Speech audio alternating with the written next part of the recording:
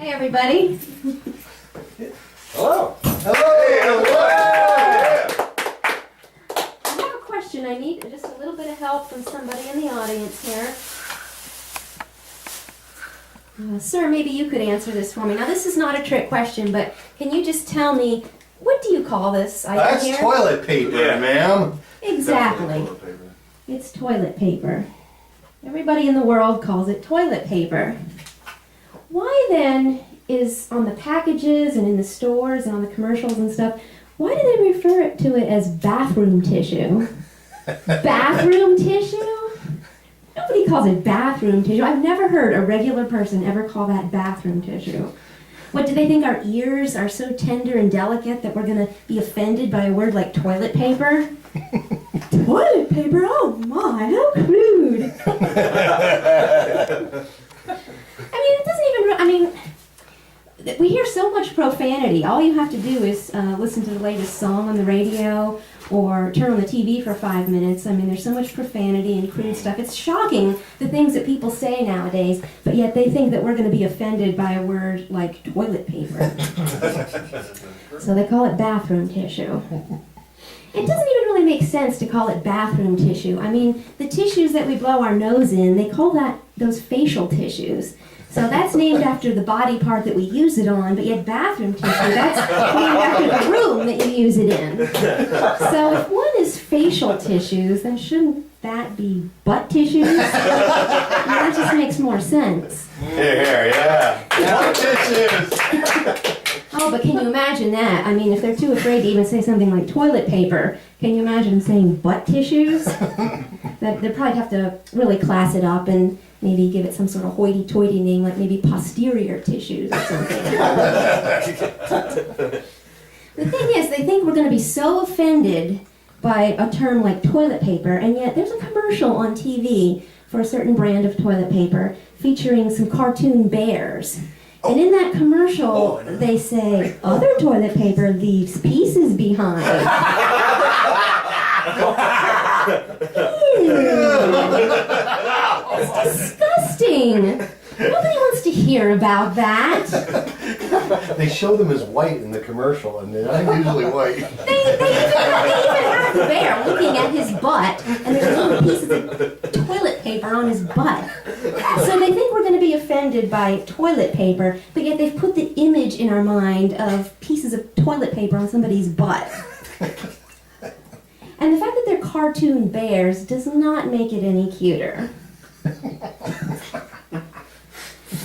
Well, while we're on the subject of commercials, do you remember these? Mentos, the fresh maker. Yeah. Remember those commercials from the 90s? Yeah. There was a whole bunch of them. There were dozens of them. They all had a common theme, though, and that theme was that basically you could engage in whatever kind of obnoxious, asinine behavior you wanted, as long as you flashed a pack of Mentos. Then it would be okay. People would understand. Not only would they understand, but they would really be impressed by your cleverness. One of the commercials was, there was this group of teenagers crossing the road, and the last kid couldn't make it across because this car pulled right up to the bumper of the car ahead of him. And so this teenager just he's stuck. Now, I don't know why this moron couldn't have just gone around behind the car, but no, what he does is he popped a Mentos in his mouth and then gets this brilliant idea. He opens up the back seat of the car, and then this punk kid starts crawling through the back seat of the car. Meanwhile, the driver of the car is this stuffy-looking businessman, and he's on this giant cell phone, because it was the 90s, and he looks back at this kid with this annoyed look, and rightfully so, but then the kid, he flashes his Mentos, and then the driver's like, he gives him this look like, what a clever young lad. There was another commercial where these kids, they're playing soccer in their yard, and the ball goes over a hedge into this backyard wedding. So they don't know what to do. So the kid, he pops a Mentos, and he walks over and he grabs this bunch of flowers out of the arrangement, walks up to the receiving line, hands it to the bride, kisses the bride, and then proceeds in there so he can get his ball. In the meantime, there's this butlery-looking, Jeeves-looking guy in the background, and he's observing all of this. What's he doing? And then when he flashes the Mentos, he's like, There's always some guy in the background looking on, observing what's going on in these commercials.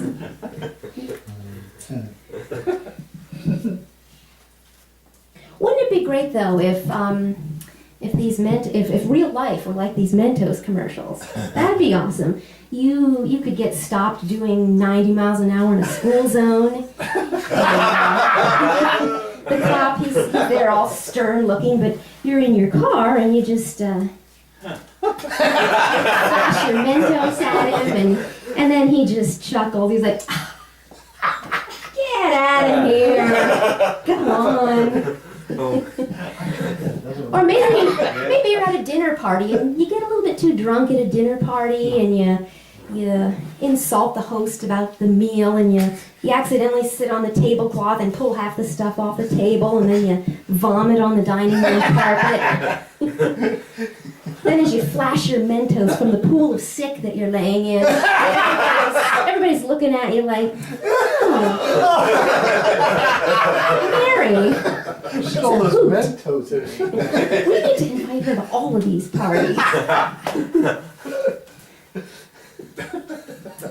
Did you see on the news, and it was a couple of weeks ago, there was this 15-year-old boy, a teenage boy, that stowed away on the plane, but he didn't stow away in the plane. He stowed away, he hid up in the wheel well, and he rode on this plane that way for 5 hours in the freezing cold, and he survived. I don't know how much trouble he got into afterward, but if he had had those Mentos, he would have been fine. I mean, nothing would have happened to him.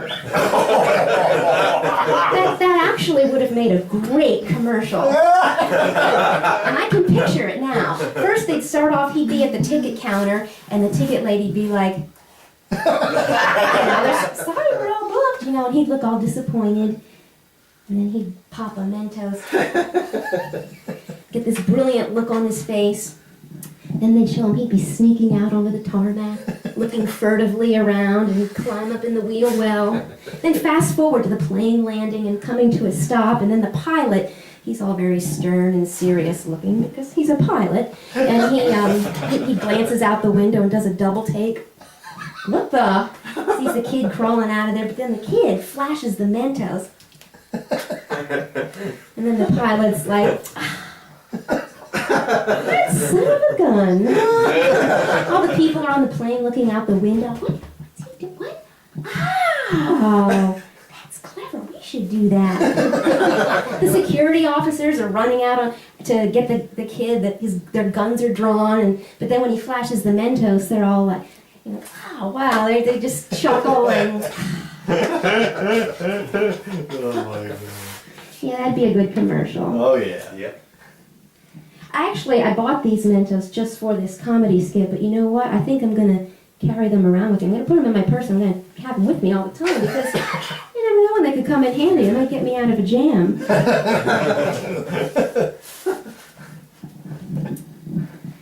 So I was at Walmart the other day. Yeah!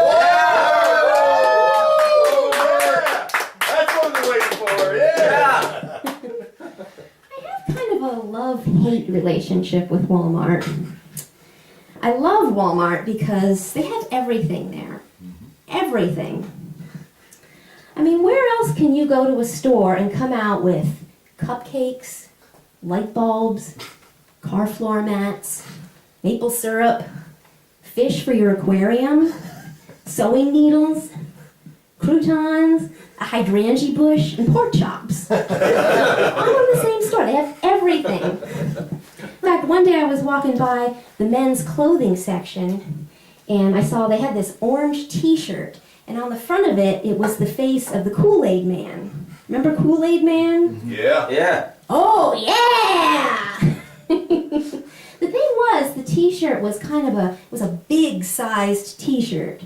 And I was thinking, if you're a big fat guy Do you really want to be calling attention to the fact that you resemble the Kool-Aid Man?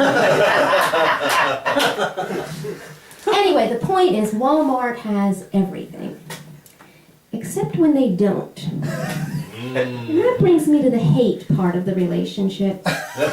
They're always out of stuff. And it's always the stuff that I need. It's so frustrating.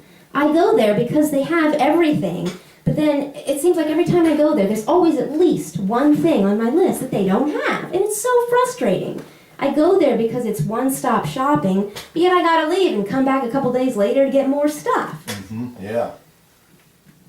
I'd like to get a job at Walmart in their marketing department because I have some slogans that I think they could use. Oh no. Like, Walmart, if you need it, we'll be out of it. Or, shop at Walmart, we have some of the things you need. Or there's, get everything you need in just 3 trips to Walmart. That's a good one. That's it. Or there's my personal favorite, Walmart, we suck. The thing is that they're always out of stuff, but they don't want the customers to know. They don't want the customers to know that they're not keeping their shelves stocked. So they have a little trick.